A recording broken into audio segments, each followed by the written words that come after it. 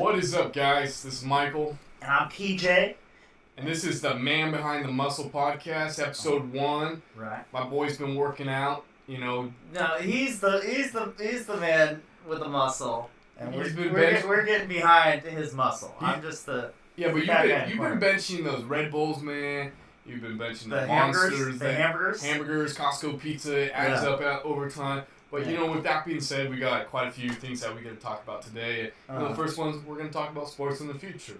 We're quarantined right now. Future forecast for sports. Oh, yeah. And, the cool thing about this is we can timestamp it based off the day this is uploaded. In the future, you can come back and say, what an idiot, or, oh my gosh, that guy is so handsome and a genius. Right. Whatever it may be. Mm-hmm. We're going to be talking about that today. We're also going to be recapping the NFL draft. That's something that's been happening recently. It's actually happening as of this date. This is April 25th. And, currently they're in the 6th round, so we'll see what damage is there. And the last thing is fitness at home. We can't go to the gym. People are bench pressing dogs. People are snapping bands in their face. People are doing handstands on horses. People are getting kicked across the room by a horse. But are the gains worth it? They might be, they might not. Yeah. So, with that being said... I got a lot of gains due to the quarantine. Oh my gosh. Yeah.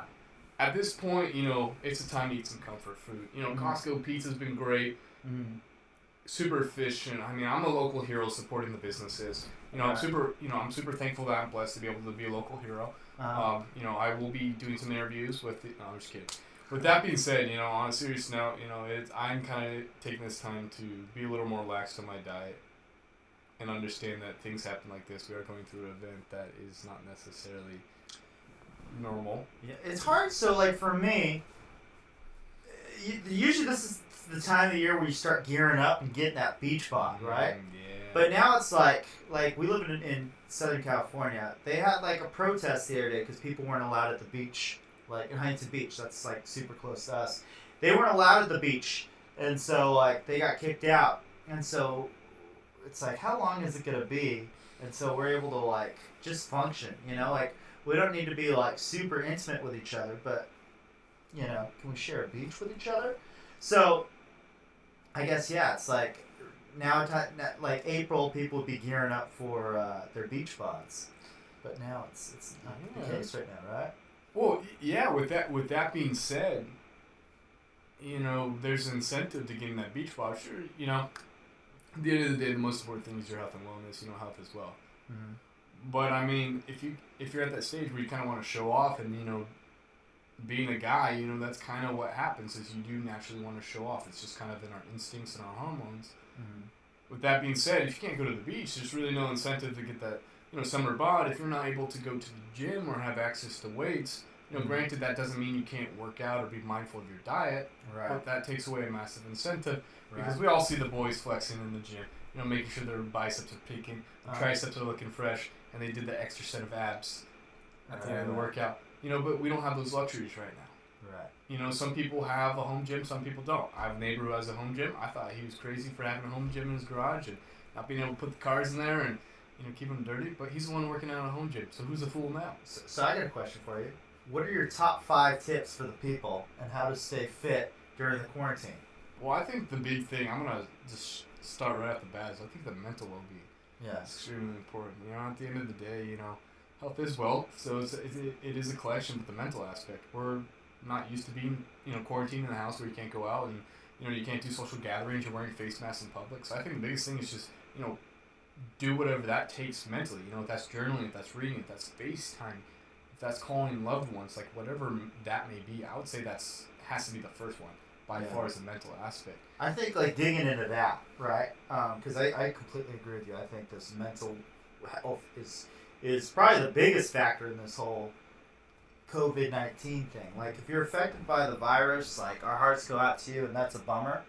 But at least where we're at, I got a lot of friends on Facebook. You got a lot of friends. Mm-hmm. I don't know anybody who's actually affected by this thing from the virus standpoint, right? Mm-hmm. And again, if you have been, that's terrible. That's awful. But it's affecting everybody, especially from a mental health space, because so many things that people do on a daily basis that keep them sane and happy and just keep all their levels of whatever just firing on all cylinders, they're not able to do. And so it's like finding what makes you tick, right? Is it talking to friends, right? Being social. Then, like you were saying, maybe it's jumping on FaceTime calls. Maybe it's being bold enough to like reach out to 5 people a day that you might not necessarily reach out on a regular basis, but just say, hey, how have you been doing? It's been a while, but I've been stuck inside for 2 months, and I was just thinking about you. How is this thing affecting you? And so reconnecting with old faces. I don't know. It's figuring out what makes you tick. If you're used to being on stage and making stuff happen, and I don't know. Maybe jump on YouTube and get an audience that way, and then you kind of have that back and forth through comments or whatever else. But I think it's finding that root of what makes you tick and what makes you happy and thrive, and figuring out how to supplement that from a different space. Absolutely. I think you summarized it, eloquently.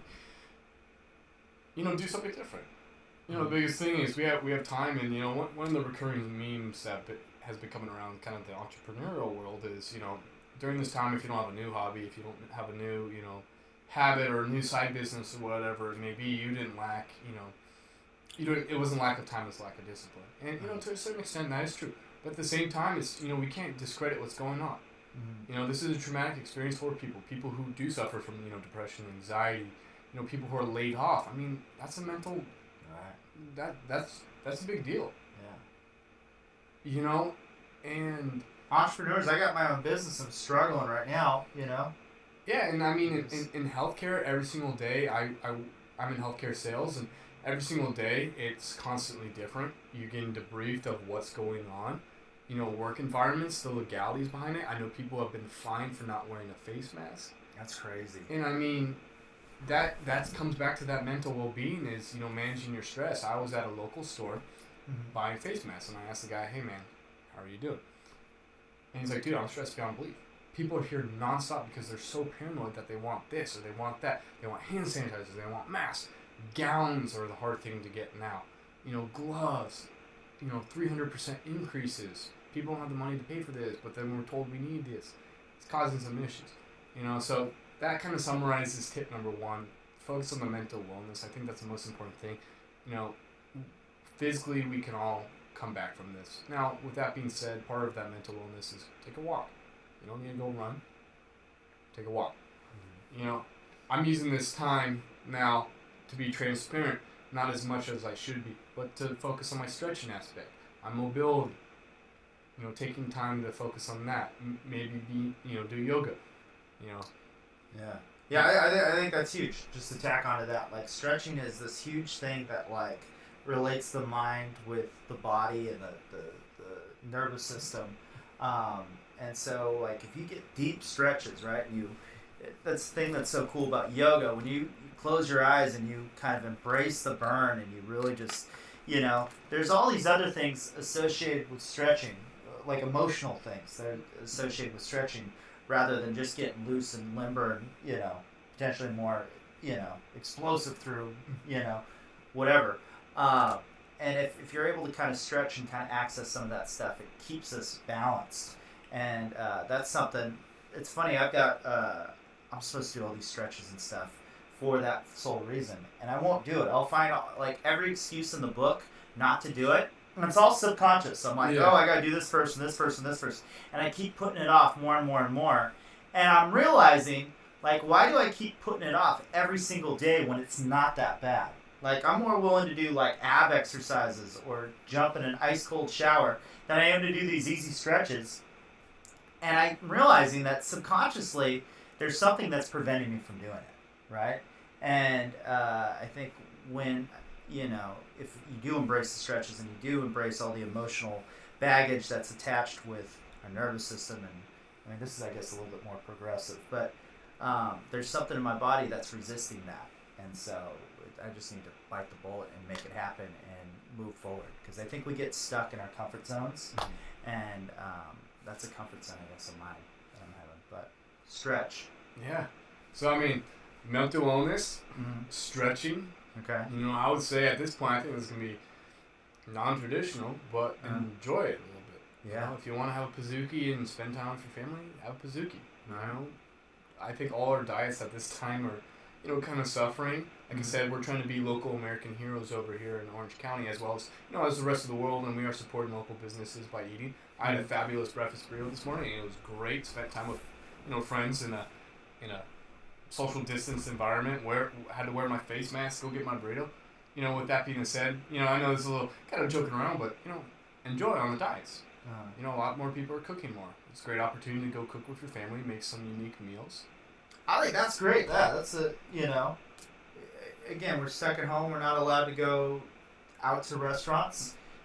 Cooking is a great way, and like you could cook a healthy meal that tastes good, and then you're getting that fun aspect of trying something new and getting in the kitchen, and I love that. I think that's great. Absolutely. Yeah. And the fourth one, I would say, get physical exercise. So I've been doing farmer carries with my friends, you know, around the neighborhood.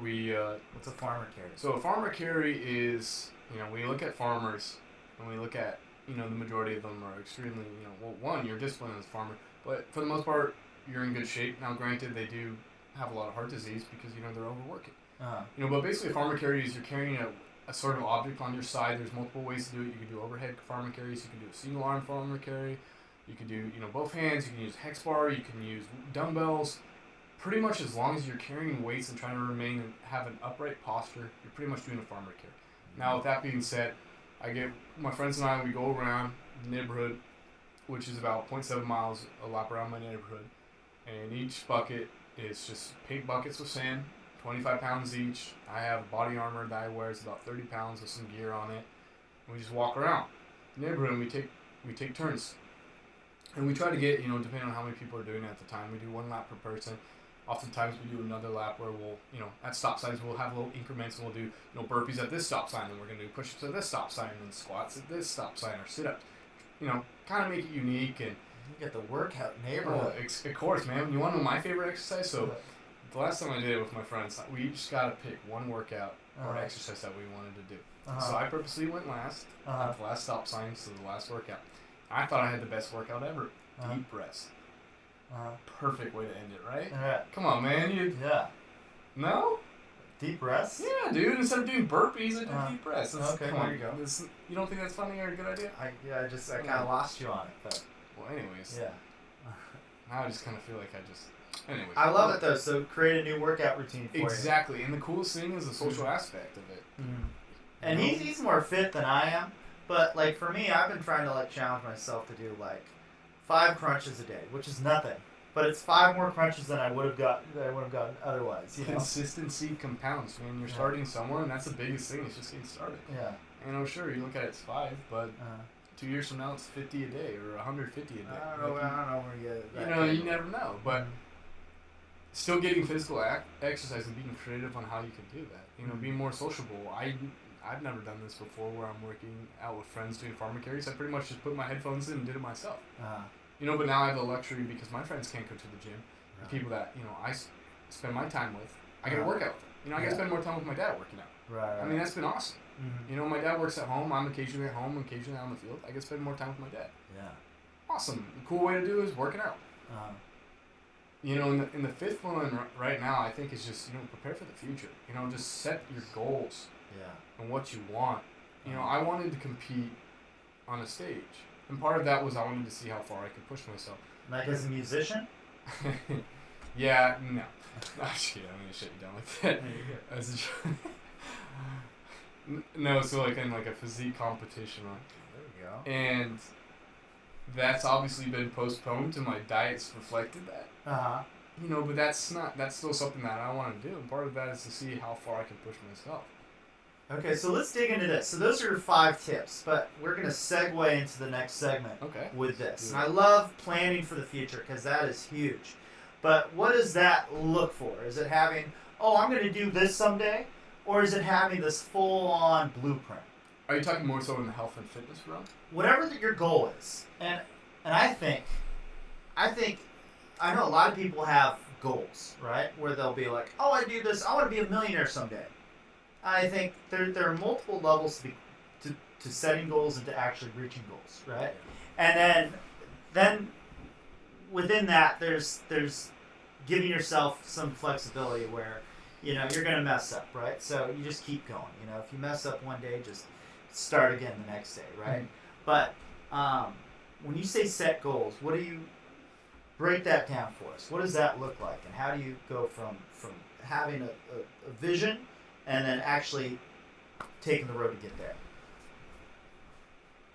Well, I think when it comes to that, that's often times something that I think is constantly revisiting. Mm-hmm. Now you look at an end goal of what you want, and I think in a certain aspect, you know, you hear about the abbreviation SMART: specific, measurable, attainable, realistic, time-bound goals. Okay. I think part of that is important. Uh-huh. You know, but at the same time, being so break that down for me. I never heard that. So that's like something that goes on in college. You know, I don't fully know the history of what it is, but that's something what they talk about, SMART goals. Okay. Now, with that being said, you know, being specific is important. You know, if you're a football player and you want to get drafted into the NFL, I want to get drafted into the NFL after being an All-American my junior year. That's a specific goal that you have. Right. But it's also measurable, it's attainable, it's realistic, and it's time-bound. Yeah. You know, I think that's important. But oftentimes there's goals, like for me, one of the words that strikes for me is free. I want to be financially abundant and free. What does that mean? Does that mean I'm a billionaire? Does that mean I'm a multi-millionaire? Or does that mean something where my house is paid off, I don't have debt, I don't have, you know, payments, I just have passive income, like whatever that means. I think that on that specific thing, on certain categories, is, you know, not necessarily dangerous, but can be discouraging, because if you don't reach that, you didn't reach your specific goal. So for me, I would rather shoot to the, you know, towards the moon, or shoot for the stars, land on the moon, than shoot for the moon, laying back on Earth. Uh-huh. You know, and part of that is with this health and fitness, like fully compete on the stage. Realistically, I don't know what I want by competing on the stage. I personally just want to push myself and get that mental bandwidth to do that. Mm-hmm. And if that I end up winning, and I end up getting sponsorships, and I realize, oh my gosh, I really like this, I have a future in this, then that was the goal. But right now, for me, the goal is the process, just doing it. Yeah, which is huge. Blake Griffin's basketball college coach had a quote, and Blake Griffin held on to it, and it was, you got to fall in love with the process of becoming great. And I think within that, it's having that specific goal and kind of that plan of attack. At this time, I'm going to accomplish this. At this time, I'm going to accomplish this, and so on and so on. But then from there, being able to pivot. I remember in high school, I'm a basketball guy. So my freshman year, I was like, I want to be starting varsity my freshman year. That was a goal I had in junior high. And so that was my goal. Freshman year, I wanted to start varsity. Sophomore year, I wanted to dunk.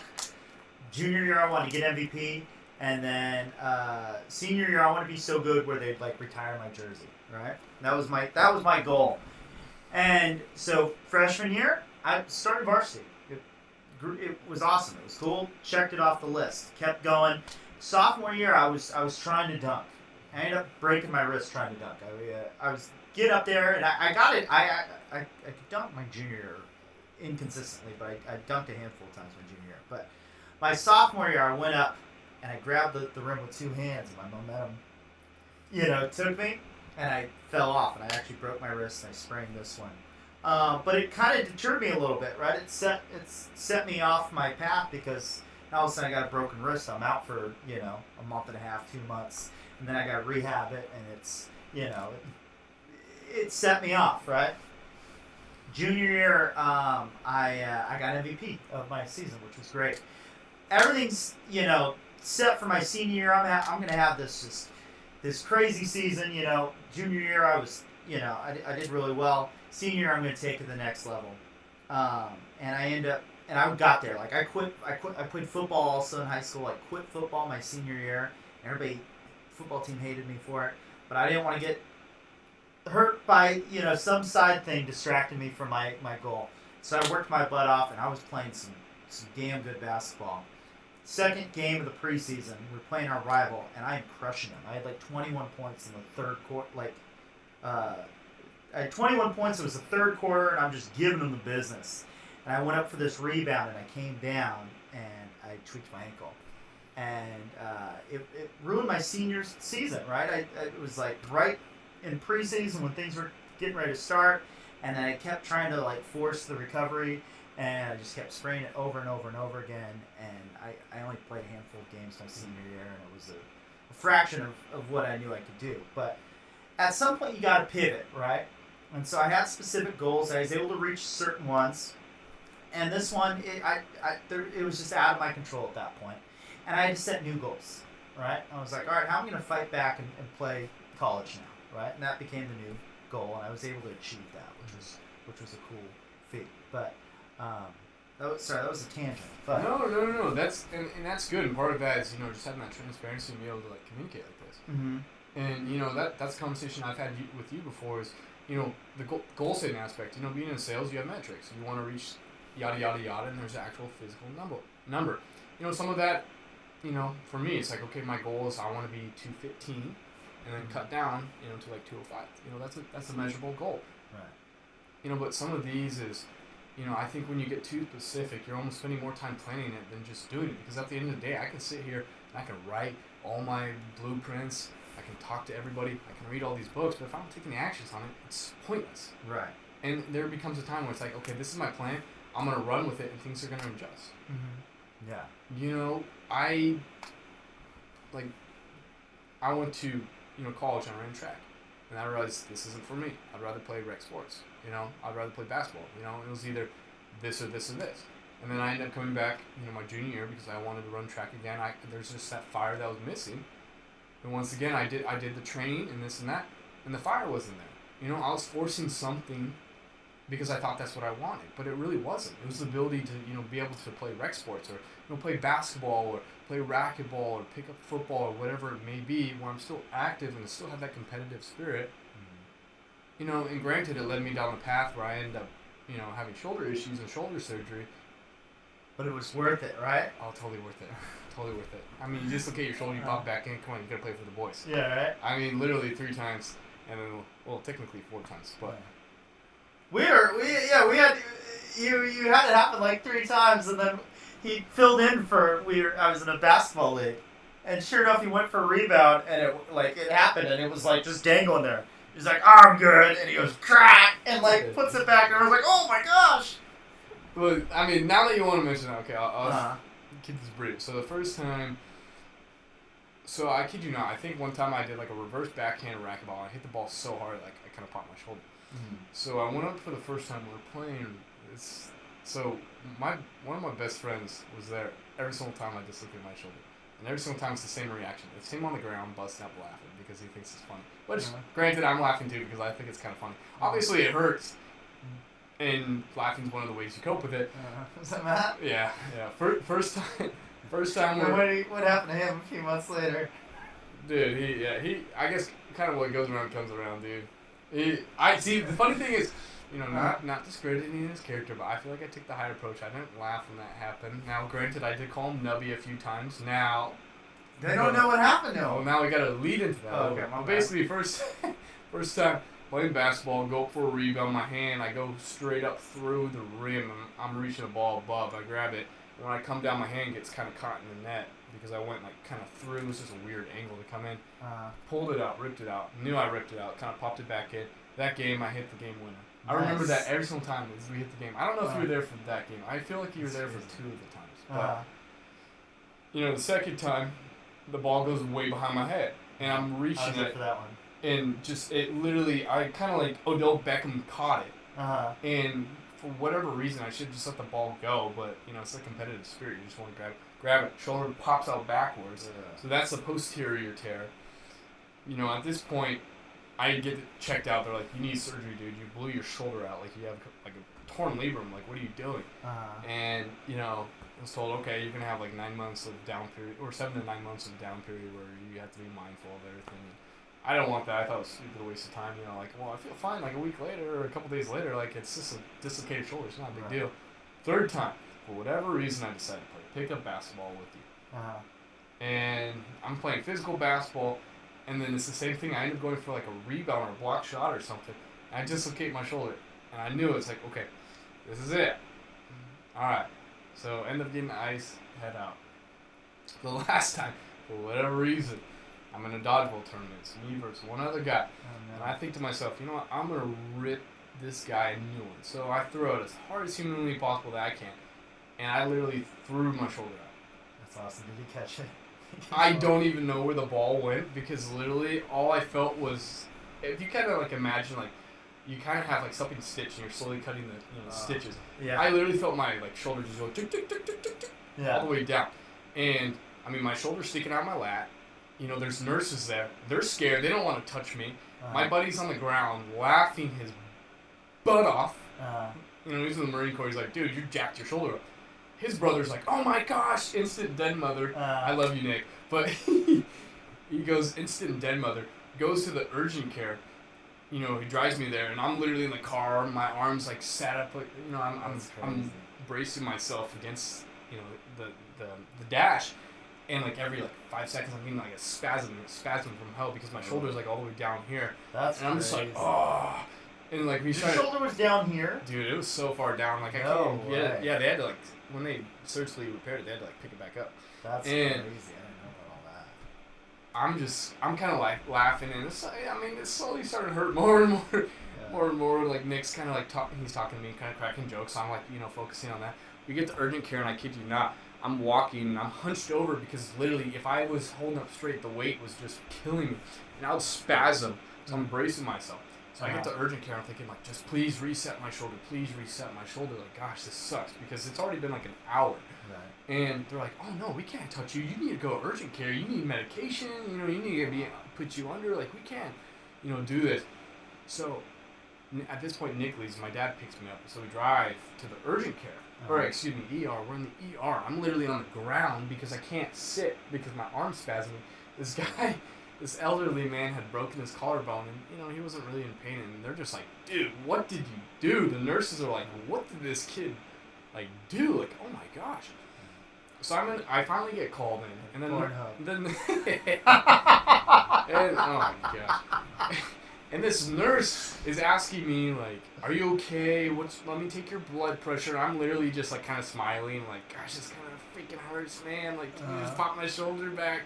Right. You know, I'm like, kind of, well, I am sweating at this point. My dad's like, he's in pain. Can we just fix his shoulder real quick? Right. Nurse is like, oh, you kind of look like you're in pain. Would you like to sit down? It's like, yeah, that'd be a great idea. Or lay down. Would you like, yeah, that would be a great idea. So I literally go down. I lay down on the hospital bed. Instantly, my shoulder resets. I just had this long... From down here?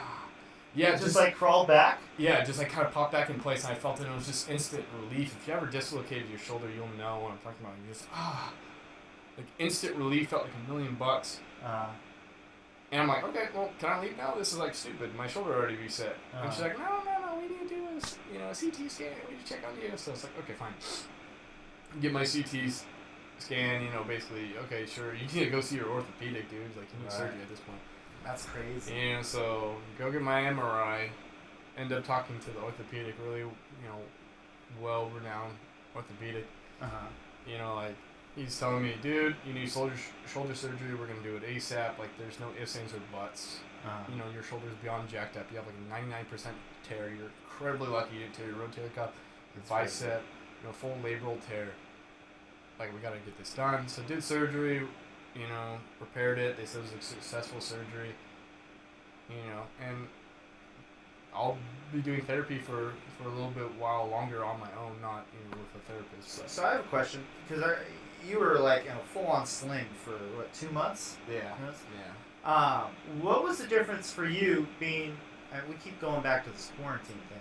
Being locked up and isolated in quarantine, and then being locked up in quarantine in that sling. What were the different? Emotionally, mentally. Well, so the first night, you know, you came over, several people came over, we had a game night, because I was all doped up on painkillers, so, I mean, I felt pretty good. Yeah. You know, and I have a high tolerance and stuff, but I didn't feel my shoulder whatsoever. And I neglected to take painkillers. Right. You know, and part of that's just being a macho man, you know, like, I don't need painkillers, I'm good. And that night was tough for a couple hours because I literally couldn't fall asleep because it freaking hurt. Yeah. You know, because basically they had cut my shoulder open, they had lifted it back up, and they basically sutured it into place. That's crazy. You know, so my body's responding accordingly to that. My nerves are trying to figure out, hey man, what's going on? And that night I was pissed. I was absolutely pissed because with a surgery like this, that's going to take time, and you're going to atrophy, and there's going to be differences in your body and this and that. Mm-hmm. That was a tough spot to be in, because part of that was I'm unable to go to work because this is my right arm dominant. I have a sling that pretty much immobilizes my arm, and I'm basically using this hand. Legally they don't want me to drive. I need a doctor's note to go back to work at this point. So I spent a lot of time, at home, and there's only so much you can do. And with that being said, that kind of, it's its own like mini prison. Mm-hmm. And granted, your mindset, like my mindset changed relatively fast. Like, I need to start, look at this as a blessing. I'm focusing on my weaknesses. I can be mindful of this. This is different, test. It's a new level of appreciation. I think it's a hard question, because it's more so like I was kind of confined to what I could do working out wise. Mm-hmm. I could still go out and hang out with friends. We did that fantasy draft like the next day. Like I was still able to hang out and do stuff.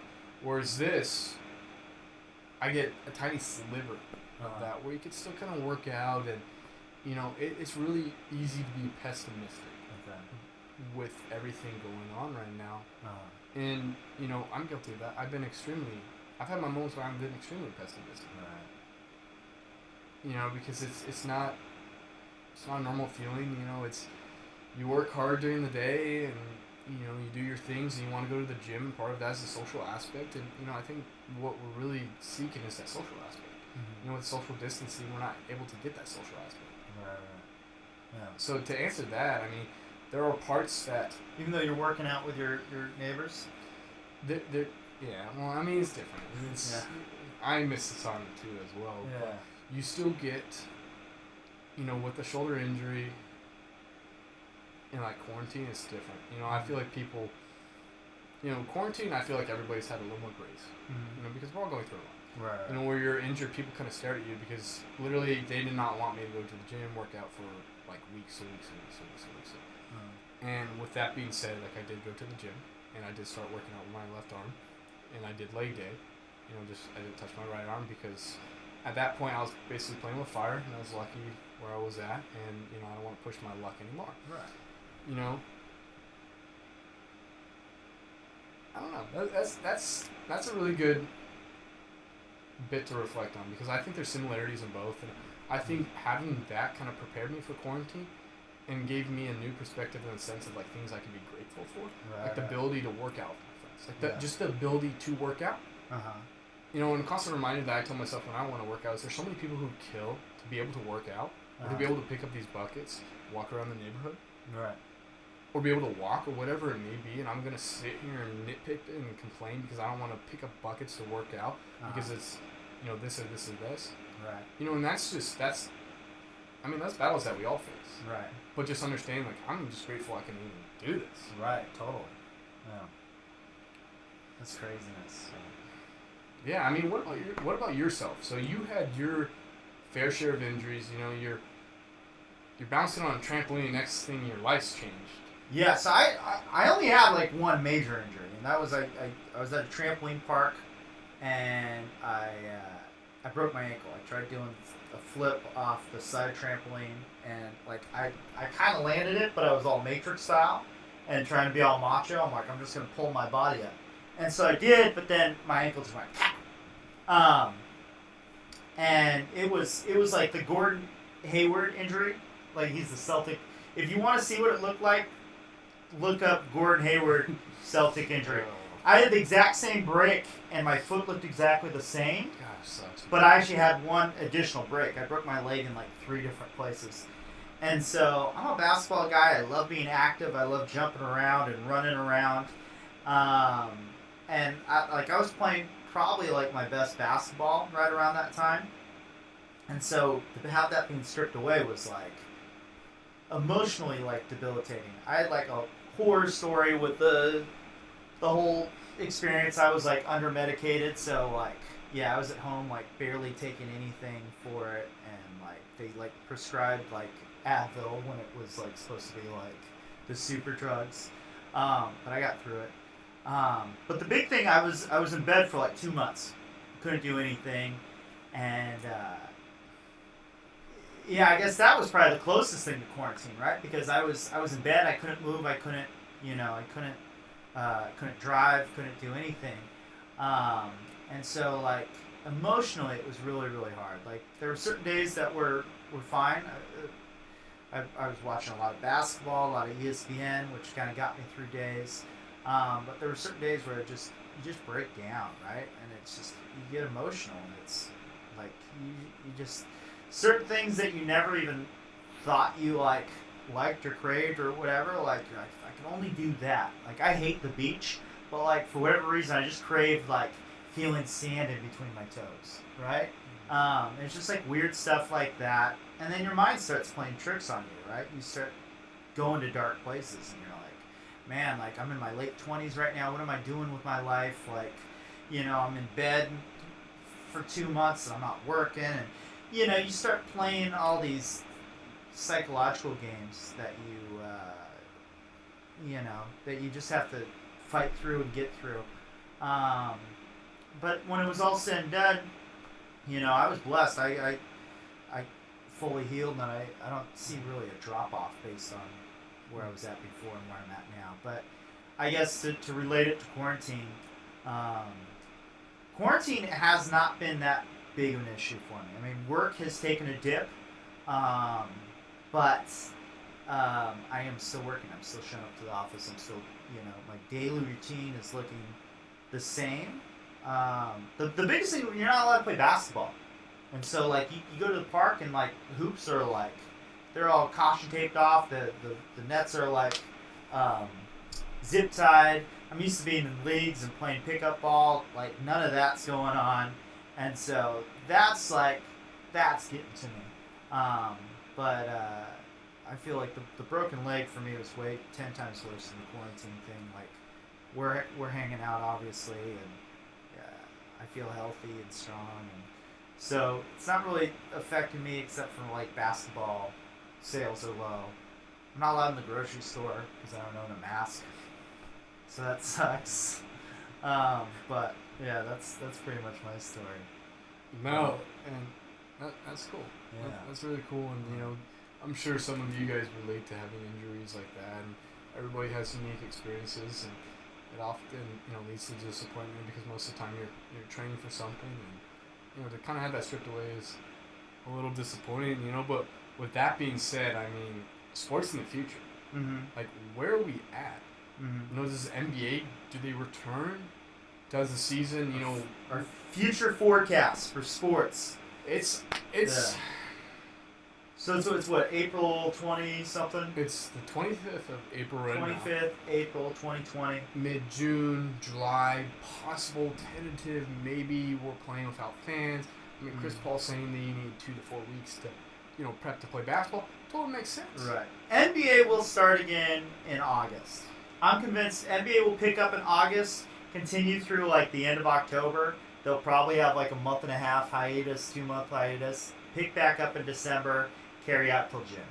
So do you think what they do then, based off that, is they continue where they're at the season right now, and say playoffs? The playoffs end in June, right? Is the beginning. Usually, yeah. Yeah. So beginning of June, playoffs, and you get championship, go Lakers, and then from there, you get your off season. Do you think we're almost going to extend that date and be like, okay, so their season normally starts in October because of everything that's going on. The season actually ended in, we'll say, September. Right. Do you think they push back the start and say, we're going to give you guys three months. We'll start in January to June, and we'll do a shortened season, and we'll get back to them. Do you think that's? I think yes. I think the next season will look a lot like the '98 lockout season. That started like late December. That was when the Spurs and the Knicks ended up facing each other in the finals. I believe things will pick back up, and they'll resemble that lockout season. I think to resolve this season, there's too much riding on it. Like LeBron is like, his team's in first place. He's the player of this generation. This may be the last. He'll probably have another shot at like really competing for a championship. But this may be, this is one of his last shots to get a championship, and him and Anthony Davis are in the driver's seat to potentially do so. He's got too much pull. I think there's too much invested to not resolve this season. So I think playoffs. I think the format will be condensed. So like back in the day, they would have like best of 5 game series rather than the best of 7, or at least in the earlier rounds. I think they may go to that for this playoff series. And I think what they do is they have like a 3-week little preseason, maybe a month to kind of resolve the season, and then they jump into kind of a condensed playoff format. That's what I see happening. I know all the players are like, oh, it'll take so much time to get blah, blah, blah, blah, blah. And they're right. They're not going to get to the point that they normally are able to get to in playoff basketball. But you got to take that with a grain of salt and just say, hey, you just had 5-6 months off. Your body should be healthy, and maybe you're not as fine-tuned as you'd like to be, but at least you're fully healthy. And so, you got a month to kind of get into the swing of things, and then you hit the playoffs running. That's how I see it happening.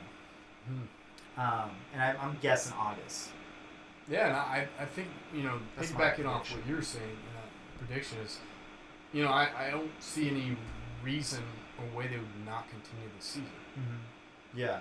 I would almost say, similar to your prediction, I think the other approach that I would possibly think is a possibility, getting a little wordy right there, is, if we can't play sports till August or September, continue the NBA season, and, if the NBA Finals, you go through the progression and it ends February, continuing the season or whatever it may be, just have a longer off season and start back up in October. Right. I don't think you watch the season. Uh-huh. They were talking, I believe, possibly about extending it to December to start time. Mm-hmm. Or, possibly extending it, before where, it runs concurrently with the baseball season. Right. That'd be terrible for baseball. I think that, actually, no, I take that back. That is a great prediction right there. I think they're going to start that new format. I think this is a perfect time to trial run. If you start, we'll say you're starting in August, you're playing ball again. The season ends in, we'll say, February. Right? We'll say February. Start basketball up in June. Mm-hmm. Run concurrently. I mean, I prefer basketball over baseball, so you're right. I think that would hurt baseball. But at the same time, you have all these people who have more free time in summer. People are taking vacations, this and that. Right. And sure, I'm not discrediting baseball. Right. But at the same time, having more options, like basketball game, baseball game. I mean, let's be honest. I think come World Series time, everybody dips. Sports are designed to have something going on year round, right? Seasonality, yeah. And so they need. I think there needs to be, a little bit of the year needs to be all football. A little bit of the year needs to be all baseball. A little bit of the year needs to be all basketball and hockey. And so I think they'll need to. At some point, I think that they need to get back to the regular scheme of things. But I do think you're right. Next year gives them reason to try these different formats. And Adam Silver has been flirting with, hey, what if we do a mid-season tournament and this and that? And I think next season may be the time to try all these things. 100%. I think that's where we're at right now. You get this great forced opportunity that allows you to trial run these things. And, maybe people don't like it. Maybe they do. Who knows? Yeah. Worst comes to worst, it was non-traditional as it was. Baseball... for the most part, I mean, we're all biased on what sports we like. Right. I'm a huge football fan. I would prefer to watch football. I'd probably go football, basketball, hockey, and baseball if we're talking about the major fours. I don't know about... What about yourself? That's a good question to ask. What are your major four sports? Like, what's the order of, you go into a game or watching? That's it. I mean, you got to go with stats, right? Statistically, those are the 4 main sports. Mm-hmm. So you got to kind of go with that. Those are the most popular. We're in North America, so soccer is not, or football is not the most popular around here because there's not enough action, there's not enough scoring. I'm a basketball guy because I played basketball my whole life. I played football as well, so I like football. Baseball, it's an outdated game. It's too formulaic in the fact that there's not enough room for creativity. And I think what makes sports so great is the restrictions that the game offers, but also with the ability to add your own flair and creativity. Mm-hmm. And baseball, I think, was a great sport for a certain time period, but it's just outdated. It's not fast enough. There's something about having a clock and things ticking down that adds to the suspense of things. Baseball doesn't have that. When you're running the lines, you can't do anything crazy. You got to stay on the baseline, So I just think baseball's a little outdated. I think statistics are showing that the ratings are historically low. No, and that's a good point because for the most part, sure, people are getting more athletic. People can hit the ball farther. People can pitch faster. But with that being said, like you said, you look at what Steph Curry did to the game. He's adjusting where it's more of a three-point game. Basketball has adjusted. Right. Baseball, for the most part, correct me if I'm wrong, but for the most part, baseball hasn't fully adjusted. Like you said, there's no room to change up the game. Like you can pretty ramp static up quo. and you can pitch faster and you can run. You hit harder. But they're just upgrades to what's already there, right? It's a minor tweaks versus basketball major. Right. Or football, we look at Lamar Jackson. People are like, oh, that's a running back, that's a quarterback. Okay, whatever it may be, the guy's a ball. He's like, I'm both. He's a baller. Watch me He's dominate. Yeah. a baller. And we were talking about, well, Drew Brees and Russell Wilson, statistically, they're shorter quarterbacks. Well, that's fine. Tua just got drafted. I think Tua's an amazing quarterback. He's on the small side. He's adjusting the game. Now, granted, that's from the physical trait aspect, but the game itself has changed. You're seeing two back with, Ingram Kamara starting that. The Ravens just drafted J.K. Dobbins, transitioning a little bit into that draft. I think that's a great pickup. You got Ingram and Dobbins. So you got 11 guys, you got to get 100 yards. Exactly. And there's so much room for creativity on how to do so. And when you look up the best football plays, it's usually either broken plays or trick plays, right? Because it's like, I've never seen that before, right? Or it's an incredible clutch play where it's like, man, they have a minute to score a touchdown, and they're racing against the clock, right? Same thing in basketball. The top plays are always buzzer beaters. It's like, oh, that was a 3-point shot. It wasn't as cool as that 360 dunk. But you take in context, the clock's ticking down. They've got the best defender on them. Everything's at stake right here.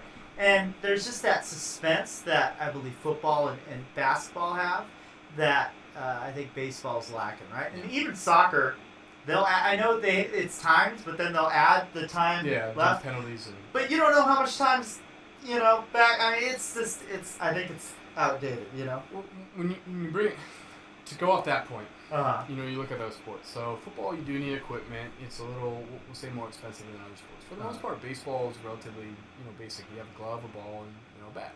Soccer's the same thing. You do a soccer ball. You got two makeshift goals or whatever. Maybe you got sports.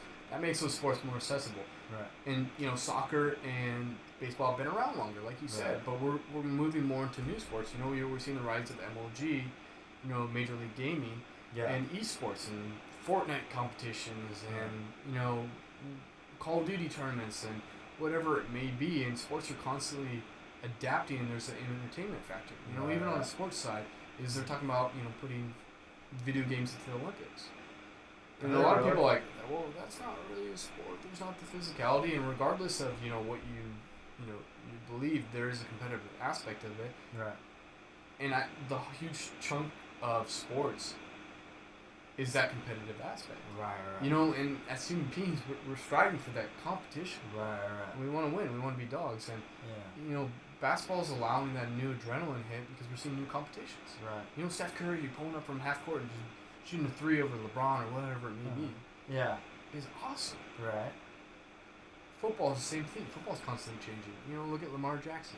He's running back. He's quarterback. Okay, well, going back to my previous point, he's a baller. Right. I mean, 5 years ago, you had Tom Brady. Tom Brady's still amazing, but he's so very traditional in the way he plays quarterback. And then all of a sudden now, you got Lamar Jackson, you got Patrick Mahomes, you got Deshaun Watson. All these guys that are hybrids that are running and throwing and they're throwing off as they're scrambling, which traditionally is a big no-no. You never throw off your back foot, and now they're throwing pinpoint perfect passes. I mean, the game's just changing before our eyes, right? Basketball, for better or worse, it's all offense now, and now it's the 3-point shooting league, and now bigs are shrinking, and they're but there's something to be said about the strategy's changing, the way the execution is changing, and there's just so much room for creativity and freestyling things, So I think once sports comes back, it's in a good place. I think that the last part for this prediction, this forecast, I think everybody's this COVID thing is crazy, and everybody's reacting and putting these pinpoint dates on things. when it's like everything seems like it's a day-to-day thing. Oh, right? Absolutely. Well, they're finding new information out day by day, hour by hour. And so how can you say we're not going to be ready in a month or 2 months when so much is happening every single day? I get that you got to take precautions, but let's say they find this cure and they wipe it out, then it's like, okay, well, maybe we can continue sports. So I don't know. Yeah, I think that's the timetable wise, it's a crapshoot, man. Things are changing. Yeah. Currently you got to stay at home order till May 15th. That's changing constantly. Some people are going back to work and businesses are opening up, and people are flipping out, and they're slowly closing that out. Legislation's being passed and taken back. But with that being said, right now those are just our predictions, and every day is going to change. That's the cool thing, is tomorrow we could get a new tidbit of information and like, hey man, sports are going to be back in August. Right. We don't know. Right. That's what makes it so cool. But the major sports thing going on, which I've been watching and following, has been the NFL draft. Now the NFL draft I feel like that's the one draft I feel like the majority of fans watch. Now they're saying that they had broken the viewership record previously set in 2014 of how many people watched the draft. Well, it makes sense. A lot of people are at home. It's the only thing somewhat sports related that we actually see on ESPN, where you actually go on ESPN and check and what's going on. And I think the first thing is, just talking about some of the picks. You got Joe Burrow going to the Bengals. I mean, that's given. The kid was born and raised in Ohio. Comes back to his hometown state. I mean, that's every person's dream. It's like LeBron going back to Cleveland. Mm-hmm. It's just a homecoming victory. And I'm a Giants fan.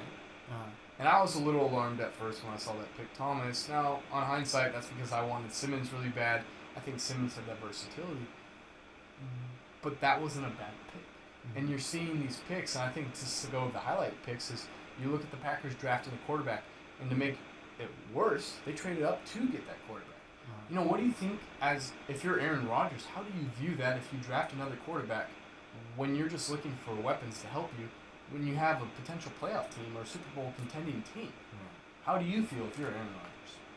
I think the Packers are just doing what they did with Aaron Rodgers and Brett Favre. You get a new quarterback, you have him, play under Aaron Rodgers for a couple of years, and then you groom him to take over. It seems like the wise move to do it at this point.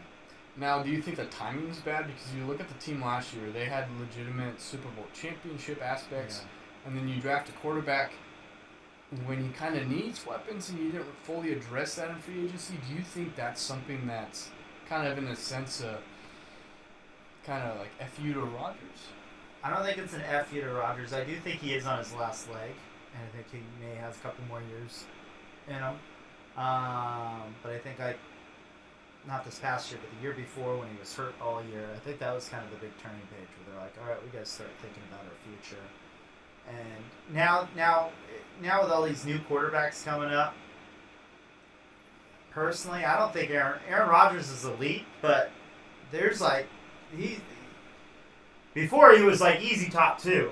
Now it's like, well, Mahomes is better than him. Brady's still better than him. I think Breeze is better than him.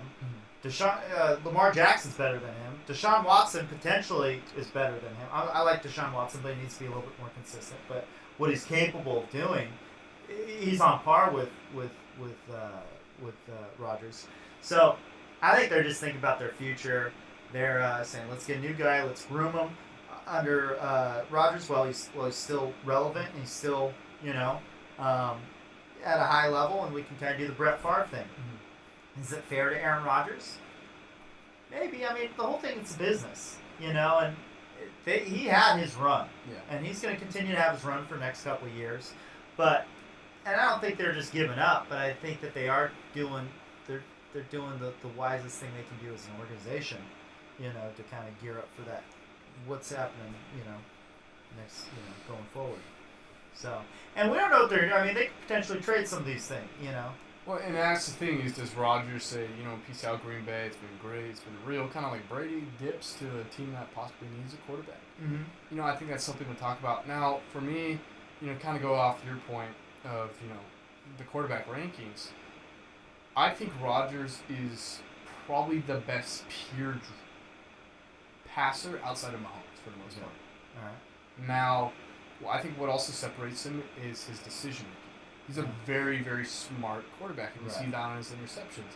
Yeah. Is he more physically gifted than Deshaun Watson or Lamar Jackson? Absolutely not. Right. You know, we've seen that. Sure, every quarterback for the most part can scramble outside like Brady, you know, and sure Brady has his occasional moments, but they're not playing to their strengths. Brady knows he's not the most athletic person. Right. Brady's smart. Rodgers is smart. Rodgers is a pure passer. Lamar Jackson can get away with his mistakes because he's physically gifted. Right. Same thing with Watson. Breeze is a smart quarterback. Right. Mahomes is physically gifted. Right. You know, in my opinion, the best or the most physically gifted or like best designed quarterback of all time is Peyton Manning as of this point. I mean, he had the height, the intelligence, the arm strength, the decision making, fast pace. Sure, he's not the greatest athlete, but as a passer, Peyton Manning was unbelievable. Unbelievable. Yeah. Sure, he didn't win all the Super Bowls he should have, but great. You know, so I think that's go back to that. Jordan Love, I think that's alarming pick. And then, you go to the second round and they draft a running back. Okay, well, the power of your offense is your running backs and your quarterback. Right. So what, as a quarterback and running back in the Packers, your Aaron Jones, your Jamal Williams, your Aaron Rodgers, how do you view that? Right. It's got to make you wonder what management's doing with that. Right. Yeah, I think it's always nice to have a horse in the stable, especially with running backs. They're always one hit away from being done. And so I think Aaron Jones has locked up a spot, but I think, let's say he gets them 8-9 games in the season, has, season-ending injury. Now they're done, right? And so it's nice to have another guy where you can just throw him back in. And that's what the Steelers did for years. They'd always have, their workhorse, but they always had a really good guy that they could throw in just in case. And it worked out multiple times when they had Le'Veon Bell, where he'd get hurt or suspended, and then they just plug and play one of their other guys. They're like, man, why aren't they starting this guy, the whole time? But it's just, because of that, there was no drop-off. I think the Packers are kind of doing the same thing, Yeah, but, I don't know, that's my thoughts. And I think the other big pick that garners a lot of attention is Jalen Hurts, the Eagles. Mm-hmm. Now, there's been talks that they're going to treat him as like a Taysom Hill, of the Saints. Similar role, similar, mentality. Now, if that's the case, I'm Jalen Hurts. You gotta kind of look at it from the perspective is I'm a quarterback. I was a Heisman front runner as a quarterback. I'm not a wide receiver. I'm not a running back. I'm a quarterback. Sure, I have the ability to do those things, but I'm a quarterback. Mm-hmm. As far as that, knowing that Wentz, for whatever reason, he can never stay healthy. Do you think that's to Wentz, like, hey man, your window's closing? Or do you think that's more so, like a developmental project, maybe a 2-quarterback system? Like, if you're the Eagles and you make that pick, what are your thoughts of why they would make that pick? It's a business, right? Brady has stayed healthy his whole career, right? So you didn't really need a backup quarterback, right? Same with Drew Brees for the most part. He's pretty durable, right? When you have a quarterback with injury problems, like Cam Newton, for instance, it's hard to rely on him and put everything in on this one player when their health is you don't know what you're getting from there. And so I think it's nice that they have the narrative, hey, don't worry, we're going to put him at plug and play, put him at different positions. But I think the Eagles are thinking, hey, we've had a really, really good team, multiple seasons, and then this guy gets hurt, and it really put us in a bad place. It's hard. It's a hard investment. There's so many intangibles when this guy has an injury, rib problem already. Do you go all in on him? I'm a basketball guy, so that's like everybody likes Kyrie Irving, right? Guy's always hurt, and especially earlier on in his career, he can't play a full season. Do you go all in on him? Well, here, let me Chris Paul, the same thing. Let me ask you that question then. All right, we're taking Kyrie Irving, right? Yeah. We'll say the Nets have an early pick, and they draft LaMelo Ball. Yeah. If you're Kyrie Irving, how do you take that? You drafted LaMelo Ball. I mean, he's a guy who's... I get where Kyrie would come in, or I get where Wentz would come in. Like, that sucks. You know, like, it's never good when somebody else comes in and potentially takes your job. It's hard when you're a professional athlete because it's such a competitive business. I mean, the whole thing is based on competing, whether it's against another team or players on your own team, or even dealing with your coach and different people in the organization. So it's part of the business. It's hard to feel bad for them because they've made their money. You know, if you're able to get that first contract and you're able to secure that money, I know a lot of it goes towards taxes and agents and blah, blah, blah, blah. But once you secure, you know, millions of dollars in the bank, anything after that is just a blessing, you know? Obviously, it'd be great to be a legend and have this historic career and blah, blah, blah, blah, blah.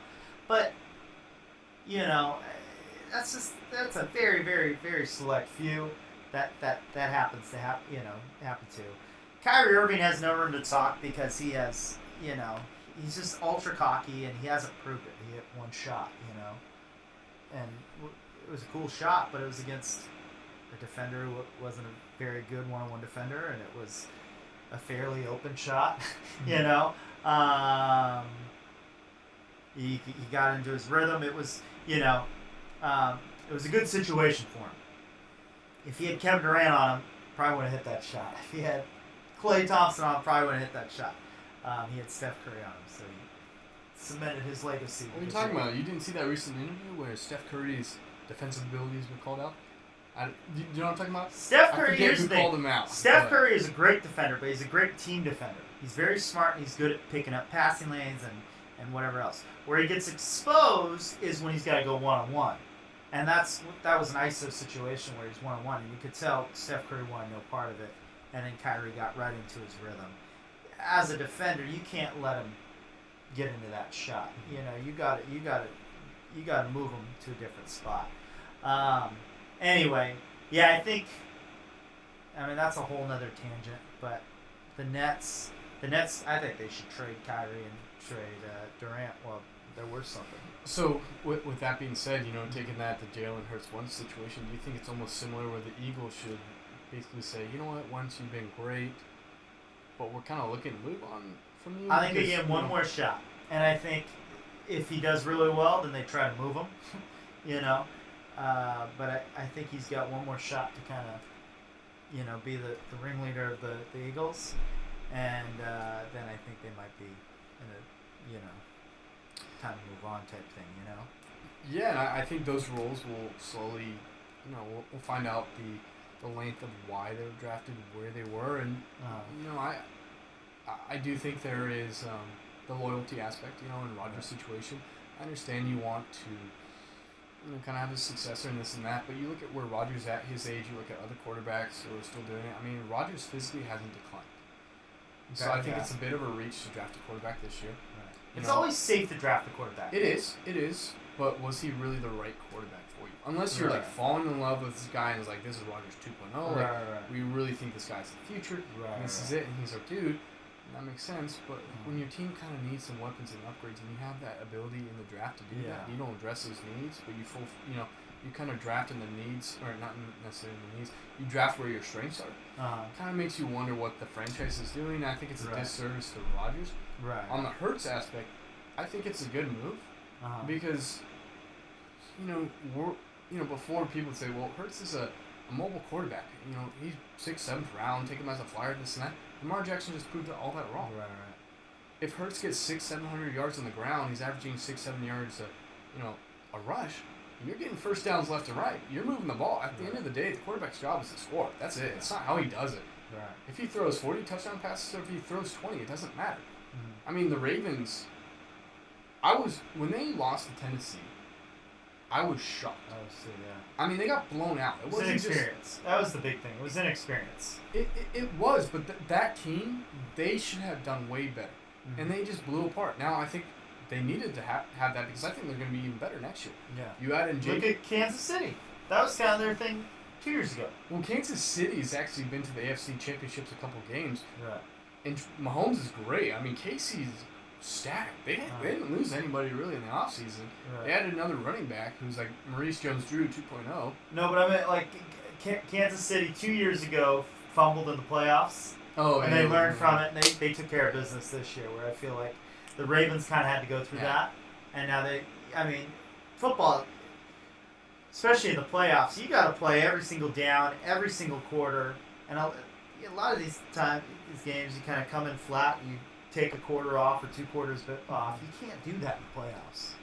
Yeah, no, I mean... You can't bank on doing that. This NFL draft has cemented certain aspects of the direction the team's going.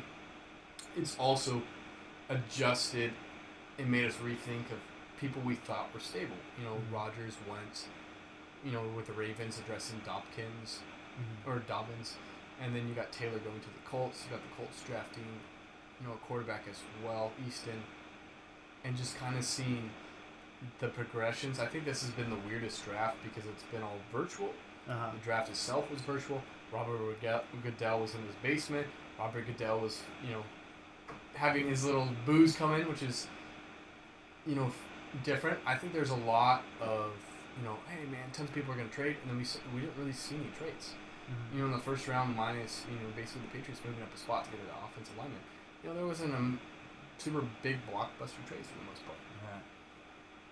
You know, and I think there's a lot of talents. I think there was a lot of players that are steals. I think there's a lot of players that were, you know, teams reach for. Mm-hmm. You know, so the last thing I'm going to say about the NFL draft is you look at the Rams. Uh-huh. They released Todd Gurley. They send him over to the Falcons. Okay. Which is a fantastic setup. I mean, Gurley's a Georgia boy. Uh-huh. You put him back in Georgia. Right. With the Falcons, with Julio Jones. Love it. I think it's great. Yeah. You go out to Florida State and you draft their running back as his replacement. Okay. Was that the right move? It's hard, you know. I think what they did to Gurley, I think it was dirty. Mm-hmm. You know, unless there's something alarming where Gurley's knee is literally to the point where he has this, you know, he's a 25-year-old man with a 60-year-old knee. You know, I think if that's the report, then that makes sense. But otherwise, if that's not the report, I think that you did that dirty. You know, you go from a value perspective. You know what you're getting with Gurley. Mm-hmm. You're taking a chance on a red flag. Was it really worth doing that? Right. You know, you sign Cooks, sign Gurley to contracts, this and that. You think your team's set up, and then you dump those contracts. Right. Yeah. What are you doing? You're 2 years removed from the Super Bowl. Yeah. What are you doing? Yeah.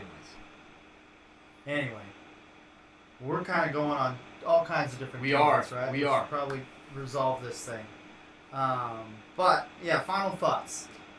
Final thoughts, I think, you know, there's a lot to do with fitness. I think being mindful of your health right now is extremely important. We live in a different world. I think we're constantly kind of day by day, our predictions, our thoughts are changing.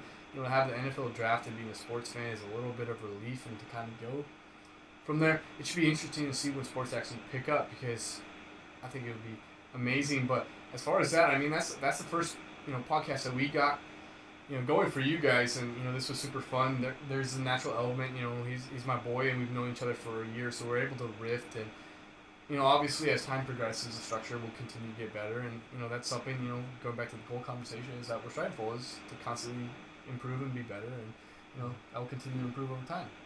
Excellent. All right, well, until next episode, Man Behind the Muscle. All right. Like, comment, subscribe. All right, peace.